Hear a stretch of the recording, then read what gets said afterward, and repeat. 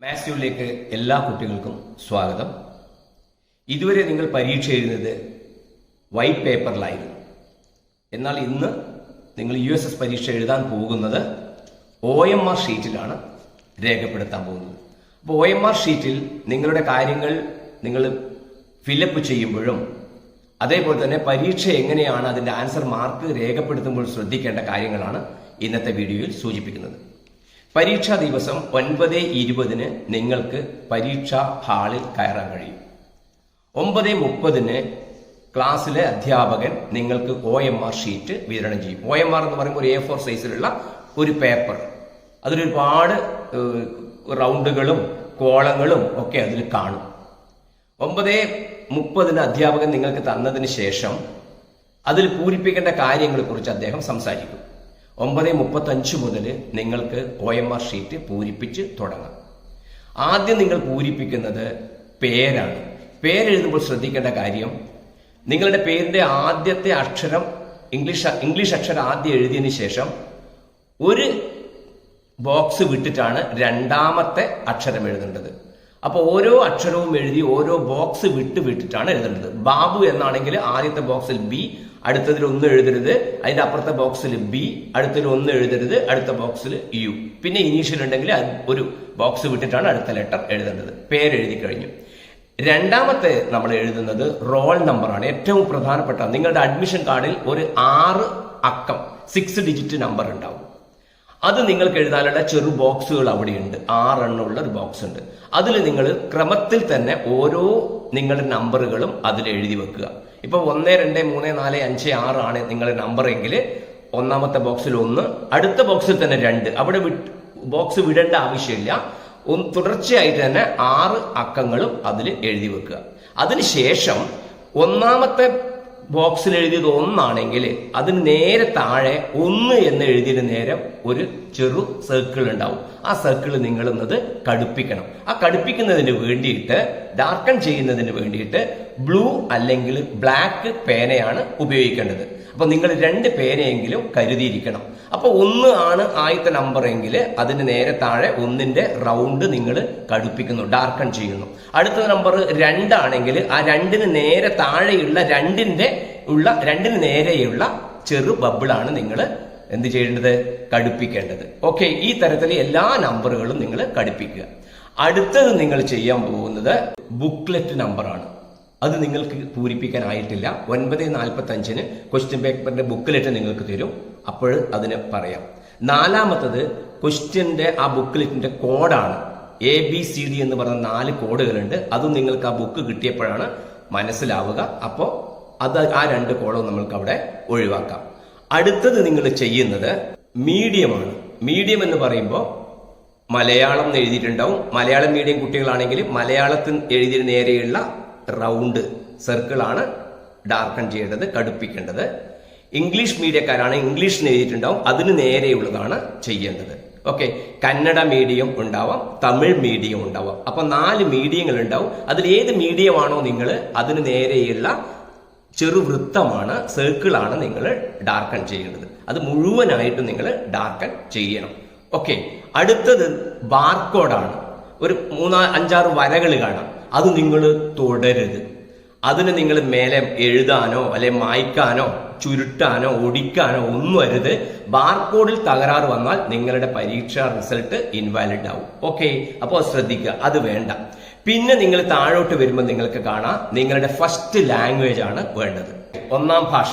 അത് മലയാളം ഉണ്ടാകാം, കന്നഡ ഉണ്ടാകാം, തമിഴ് ഉണ്ടാകാം, അറബിക്ക്, ഉറുദു, സംസ്കൃതം, ഇതിൽ ഏതും വരാം. ഏതാണോ നിങ്ങൾ അതിന് നേരെയുള്ള റൗണ്ട് നിങ്ങൾ എന്ത് ചെയ്യണം? കറുപ്പിക്കണം. പിന്നെ ബേസിക് ആണ്, അടിസ്ഥാന പാഠാവലിയുമായി ബന്ധപ്പെട്ടിട്ടുള്ളതാണ്. BT ആണ്. അതിലുണ്ടാവുക മലയാളം ഉണ്ടാവാം, കന്നഡ ഉണ്ടാകാം, തമിഴ് ഉണ്ടാകും.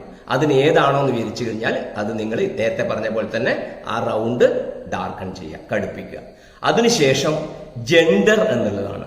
ജെൻഡർ എന്ന് പറയുന്നത് മെയിൽ ഫീമെയിൽ ഉണ്ടാവും. ആൺകുട്ടികൾ മെയിൽ എന്നതിന് നേരെയുള്ള ബബിളും റൗണ്ട് കടുപ്പിക്കുക. അതേപോലെ പെൺകുട്ടികൾ ഫീമെയിൽ എന്ന് പറയുന്ന അതും റൗണ്ടും കടുപ്പിക്കുക. അപ്പോൾ നിങ്ങൾക്ക് അത് കഴിഞ്ഞു. അത് കഴിഞ്ഞതിന് ശേഷം ചെയ്യേണ്ടത്, നിങ്ങൾക്ക് 9:45 9:45 നിങ്ങൾക്ക് ഒന്നാമത്തെ ബുക്ക്ലെറ്റ് നിങ്ങളുടെ കയ്യിൽ കിട്ടും. അപ്പോൾ ക്ലാസ്സിൽ നിൽക്കുന്ന അധ്യാപകൻ പറയും ആ ബുക്ക്ലെറ്റിന്റെ നമ്പർ എഴുതാൻ. നമ്മൾ നേരത്തെ മൂന്നാമത്തതായിട്ട് ഒഴിച്ചു വിട്ടു ബുക്ക്ലെറ്റ് നമ്പർ എന്ന് പറഞ്ഞിട്ട്. 6 അക്കങ്ങൾ നിങ്ങൾക്ക് തന്നിരിക്കുന്ന ക്വസ്റ്റ്യൻ പേപ്പർ ബുക്ക്ലെറ്റിൽ ഉണ്ടാവും.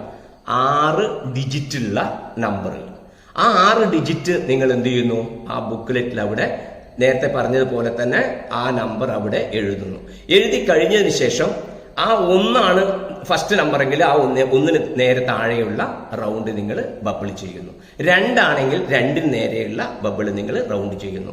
അപ്പോൾ ആ ഓരോരോ അക്കം ഏതാണോ അതിന് നേരെ താഴേട്ട് വന്ന് ആ താഴോട്ടുള്ള അക്കത്തിന് നേരെയുള്ള റൗണ്ട് വൃത്തം നിങ്ങൾ കടുപ്പിക്കണം. അതിനുശേഷമാണ് code, set code. Set code എന്ന് പറയുന്നത് ഏറ്റവും പ്രധാനപ്പെട്ടതാണ്. നേരത്തെ റോൾ നമ്പർ പറഞ്ഞതുപോലെ പ്രധാനപ്പെട്ടാണ് സെറ്റ് കോഡ്. സെറ്റ് കോഡ് 4 എണ്ണം ഉണ്ടാവുക. ABCD. ഇതിൽ ഏതെങ്കിലും ഒന്നാണ് ഒരു കുട്ടിക്ക് കിട്ടുക. ഉദാഹരണം B ആണ് എന്റേത് എങ്കിൽ, എന്റെ ക്വസ്റ്റ്യന്റെ സെറ്റ് കോഡ് എങ്കിൽ, കുട്ടിയുടെ എങ്കിൽ നമ്മൾ B എന്ന് അവിടെ എഴുതാനുള്ള ഒരു സ്ഥലമുണ്ട്, ചെറിയൊരു ബോക്സ് ഉണ്ട്. അതിനുശേഷം B എന്ന് പറയുന്നത് നേരെയുള്ള റൗണ്ടും നിങ്ങൾ കറുപ്പിക്കണം. ഓക്കെ, കറുപ്പിക്കണം. നീലമഷി കൊണ്ടോ കറുത്ത മഷി കൊണ്ടോ അത് നിങ്ങൾ ഡാർക്കൺ ചെയ്യണം. ഓക്കെ, ഇത്രയും ചെയ്ത് കഴിഞ്ഞാൽ നിങ്ങൾ ഒന്നാമത്തെ ഭാഗം പൂരിപ്പിച്ചു കഴിഞ്ഞു. പിന്നീട് അതിന്റെ വലതു ഭാഗത്ത് നിങ്ങൾക്ക് ഒപ്പിടാനുള്ള ഒരു ചെറു ബോക്സ് ഉണ്ട്. അതിനകത്ത് നിങ്ങൾ നിങ്ങളുടെ ഒരു ഒപ്പ് എഴുതണം. അതിനുവേണ്ടി നിങ്ങൾ ഒപ്പിട്ടിട്ടൊന്ന് പരിശീലിക്കുന്നത് നല്ലതാണ്. ഓക്കെ, അപ്പൊ ഒന്നാമത്തെ ഭാഗം കഴിഞ്ഞു. പിന്നെ നിങ്ങൾക്ക് 9:50 ആവുമ്പോൾ 9:55 നിങ്ങൾക്ക് രണ്ടാമത്തെയും മൂന്നാമത്തെയും ബുക്ക്ലെറ്റുകൾ കിട്ടും. അത് പിന്നെ പ്രശ്നം വരുന്നില്ല. പിന്നീട് നിങ്ങൾക്ക് 10 മണിക്ക് നിങ്ങൾക്ക് എന്ത് ചെയ്യാൻ പറ്റും? നിങ്ങൾക്ക് നിങ്ങളുടെ ബുക്ക്ലെറ്റ്, നേരത്തെ കിട്ടിയ ക്വസ്റ്റ്യൻ ബുക്ക്ലെറ്റ് ഒന്നാമത്തെ നിങ്ങൾക്ക് തുറന്നിട്ട് നിങ്ങൾക്ക് ചോദ്യങ്ങളെല്ലാം നോക്കാൻ പറ്റും. നിങ്ങളുടെ കയ്യിൽ ഇപ്പൊ 3 ബുക്ക്ലെറ്റുകൾ എത്തിച്ചിട്ടുണ്ടാവും. എല്ലാം നിങ്ങൾക്ക് തുറന്നിട്ട് എല്ലാത്തിന്റെയും ആൻസറുകളൊന്ന് മനസ്സിൽ ഒരുക്കി കൂട്ടാൻ പറ്റും. 20 മിനിറ്റ് ആണ് നിങ്ങൾക്ക് കൂൾ ഓഫ് ടൈം. അപ്പൊ ആ 20 മിനിറ്റിനുള്ളിൽ എല്ലാ ചോദ്യങ്ങളുടെയും നിങ്ങൾക്കൊന്ന് കണ്ണോടിച്ച് പോകാൻ പറ്റും. 10:20 നിങ്ങൾക്ക് ആൻസർ എഴുതാം.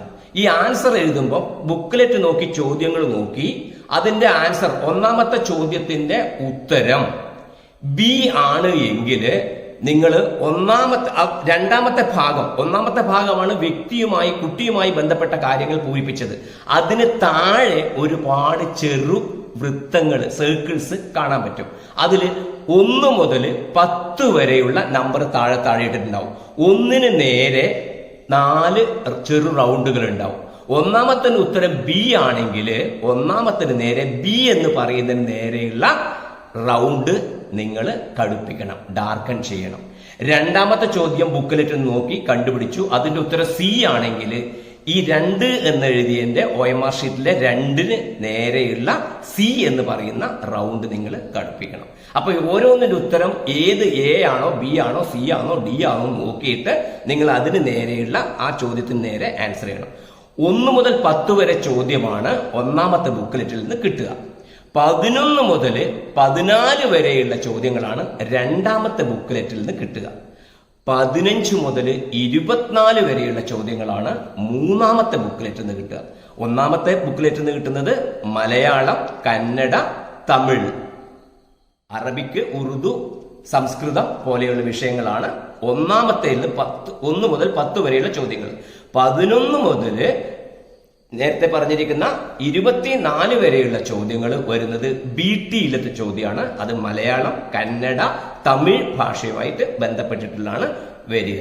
പിന്നെ അതിനുശേഷം 15 മുതൽ 24 വരെ വരുന്നത് മാത്തമാറ്റിക്സ് ആണ്. അതിൽ 10 ചോദ്യങ്ങളാണ് ഉണ്ടാവുക.